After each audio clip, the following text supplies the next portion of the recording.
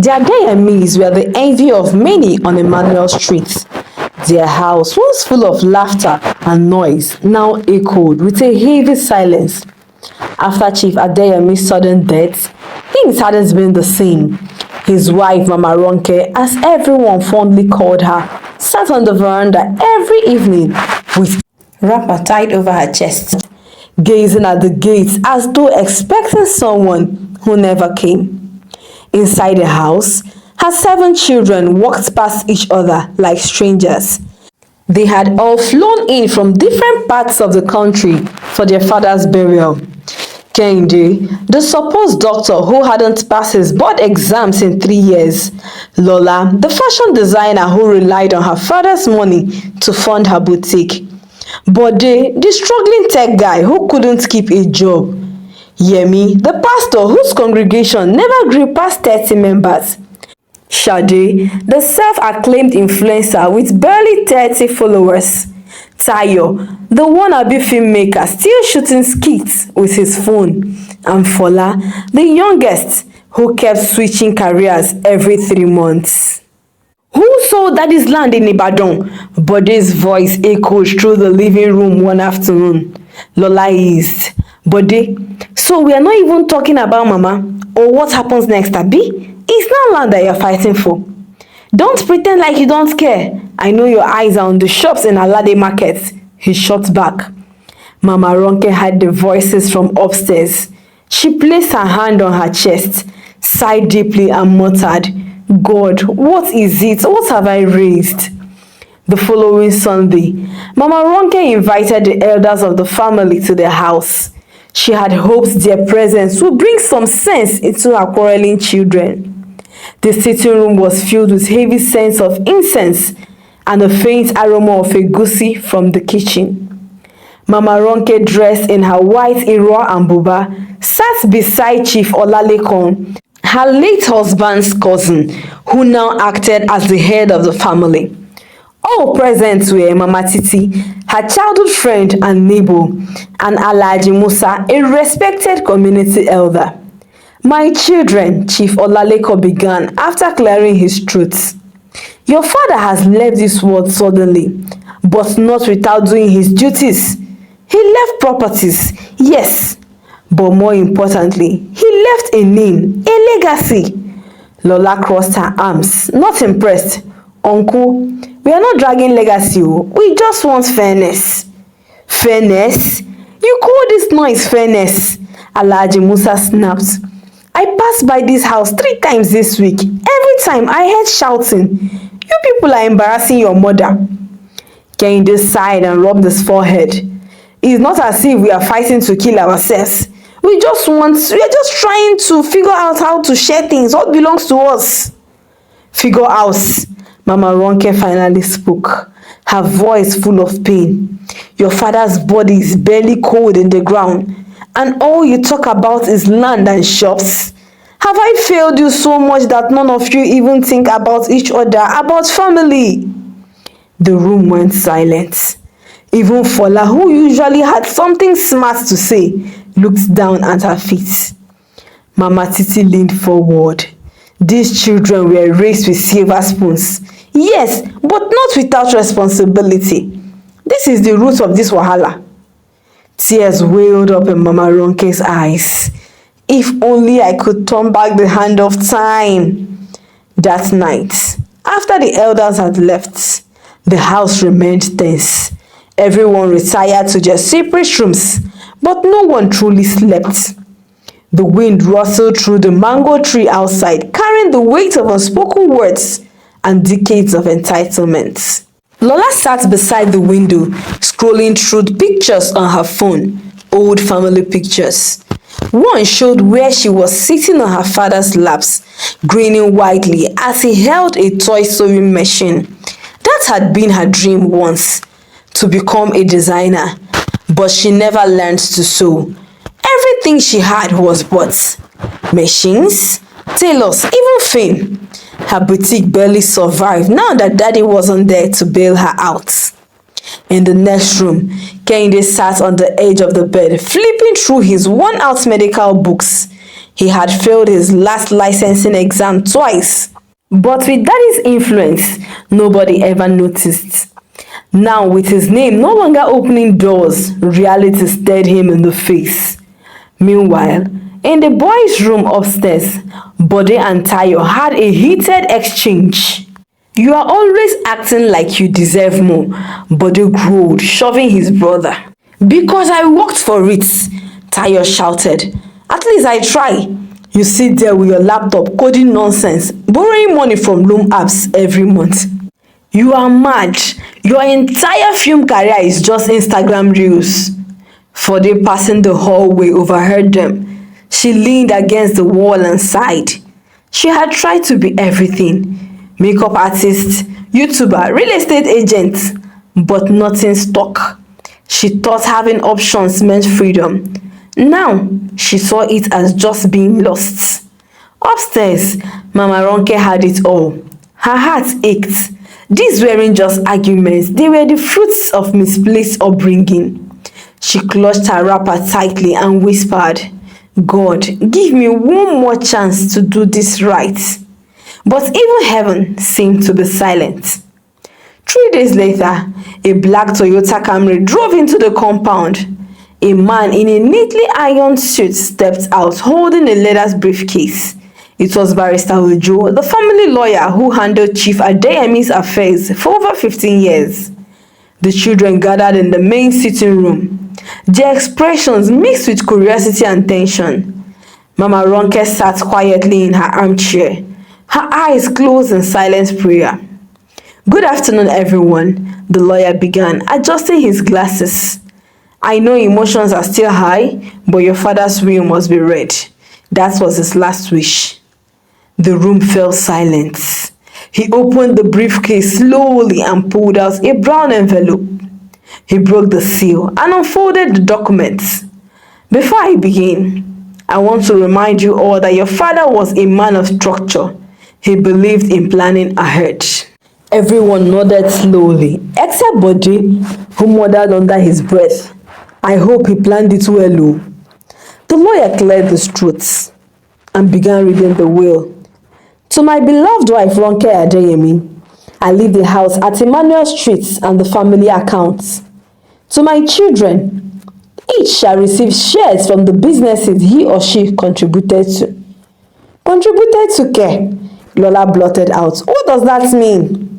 Barrister Joe raised an eyebrow. "Your father made specific instructions. He believed that inheritance should reward inputs, not just entitlements. If you didn't work with him, you didn't get a share in that area." A pin drop silence followed. "You mean we don't get equal shares?" Kennedy asked, confused. The lawyer shook his head.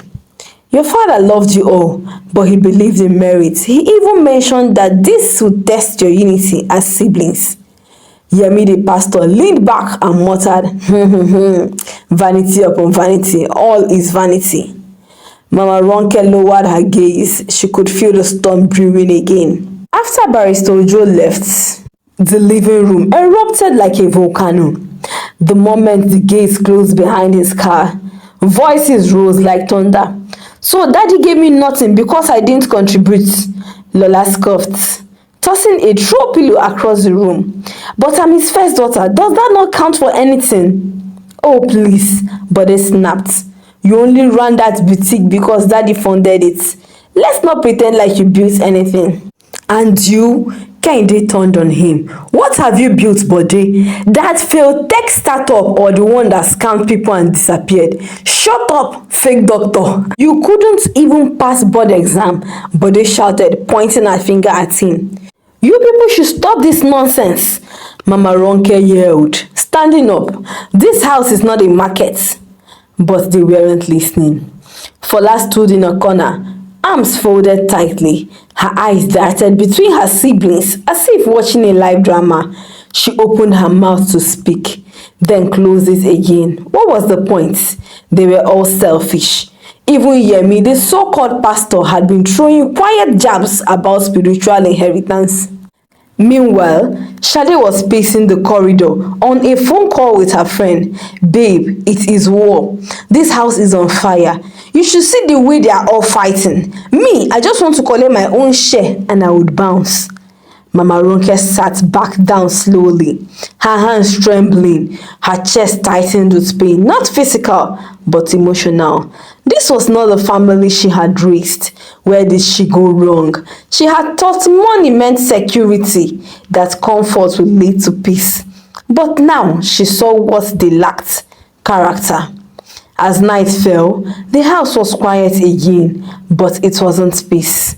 It was the eerie calm before a storm, and Mama Ronke could feel it in her bones. The following morning was unusually cold. A soft drizzle fell over the compound, dampening the flowers Daddy once tended to so proudly. Mama Ronke remained in her bed longer than usual. Her heart was heavy, her body weak. She stared at the ceiling, her thoughts roaming through the years. How she and Chief Adeyemi had built everything from scratch. How they had promised to raise children who would be better than them. She closed her eyes as a single tear rolled down her cheek. Meanwhile, downstairs, Fola sat in the kitchen with Mama Titi, who had stopped by with a flask of hot pepper soup. "You know your mother has not eaten well in days," Mama Titi said, dishing a soup into the bowl. "All this fighting is eating her alive." Fola sighed, guilt washing over her. "Auntie Titi, we didn't plan it like this. We are confused. Everything happened so fast." "Confused?" Mama Titi shook her head. "You children were too comfortable. Your father gave you too much without teaching you how to fight for anything. Now with him gone, you all are lost." The words stung Fola. She bit her lower lip. "I've tried, auntie. I swear, I've tried to do something with my life." "I know, but trying isn't enough anymore. Fola, your mother is fading. She needs her children united." Just then, Shade walked in with her phone in hand. "They've already posted a gossip video online about our family. Can you imagine?" "What?" Fola snapped. "Who posted it?" "Some blog. Someone from Daddy's office must have leaked the drama. It's everywhere." "Billionaire's children fight over will. Video inside." Fola stood abruptly. "This is getting out of hand." Upstairs, Mama Ronke turned her face to the wall. She had heard the commotion. She knew. Her heart whispered, "The shame is too much to bear." By afternoon, the news had spread far beyond Emmanuel Street. Family friends began calling. Some were concerned, others were nosy. The video circulating online was a short clip showing Kainde shouting at Bode during the lawyer's visit. A staff member from the family's household had secretly recorded it and sold it to gossip blogs. Inside the house, chaos reigned. Bode barged into the kitchen, phone in hand, shouting, "Who recorded us? Who let this video out? I will deal with whoever did this." Yemi entered behind him. Instead of shouting, "Let's find the person and report it. Daddy's legacy is being dragged through the mud." Lola hissed. "Now you remember legacy, hypocrites. You were the first to say the will was unfair." "Oh, shut it, Lola. You're still crying over your boutique money." "Say that again, Yemi." "Enough." Mama Ronke's voice rang from the top of the stairs. Everyone froze. Slowly, they turned towards her frail figure. She looked smaller, weaker, as if the weight of everything had pressed her down. "I'm not dead yet," she said, her voice trembling with emotions. "But all of you are killing me slowly." "Mama," Kainde stepped forward, guilt flooding his face. "Let me speak." The house went still. "I have begged you all. I have cried. I have prayed. But it seems my words mean nothing. Your father was not perfect, but he tried. We both did. Maybe we gave too much. Maybe we failed to teach you how to stand on your own." "Mama, we are sorry," Fola whispered, crying. "I'm not looking for apologies. I want peace before I leave this world too." Then she turned and slowly climbed back up the stairs. One weak step at a time. No one moved. No No one spoke because deep down they knew she wasn't just tired, she was breaking. The house fell into an eerie silence after Mama Ronke's outburst. For the first time in days, no one raised their voices. Each of the children retreated into their corners, battling shame, guilt, and confusion. Fola sat on the veranda. Her mother's words echoed in her ears. I just want peace before I leave this world too. It haunted her. Inside, Kehinde sat at the dining table, laptop open, but he wasn't reading. His eyes were on the screen, but his mind wandered. What if Mama died just like that?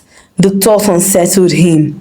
He remembered how she used to sit beside him during his mock exams, gently nudging him awake when he dozed off. She believed in him even more than he believed in himself.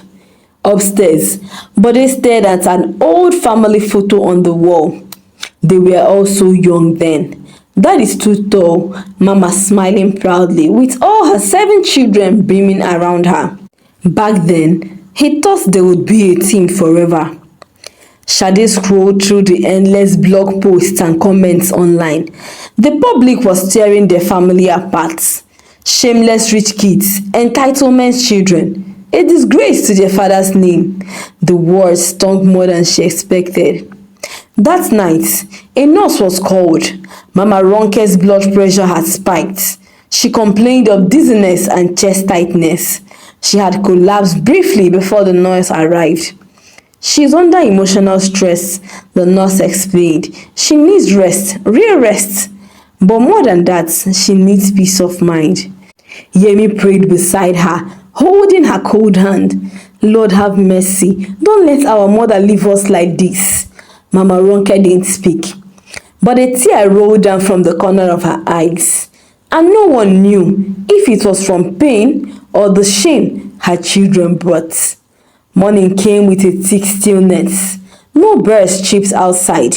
No one clanged pots in the kitchen. Even the gate security, Baba Idris, noticed the strange quiet and kept checking in through the window. Upstairs, Mama Ronke lay weak but awake. Her body had not recovered from the night before. Her mind wandered, slipping in and out of memory. She saw herself as a young bride again, standing beside Chief Adeyemi, dreaming of raising children who would change the world. They had built their empire with sweat and sacrifice. Now, all of it threatened to crumble in the hands of the very children they loved the most. Fola entered the room quietly and sat beside her. "Mommy," she whispered. Mama Ronke didn't respond. "I had a dream last night. Daddy was sitting on his old reading chair, holding your hand. You both looked peaceful. I tried to come close, but he told me to make things right first." She wiped her eyes. I don't know how we became like this." Still, her mother said nothing.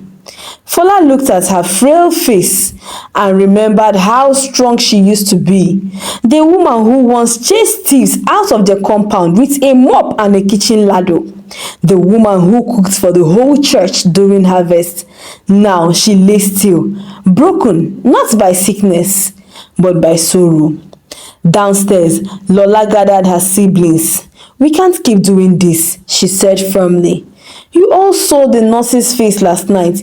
If anything happens to Mama, we will never forgive ourselves."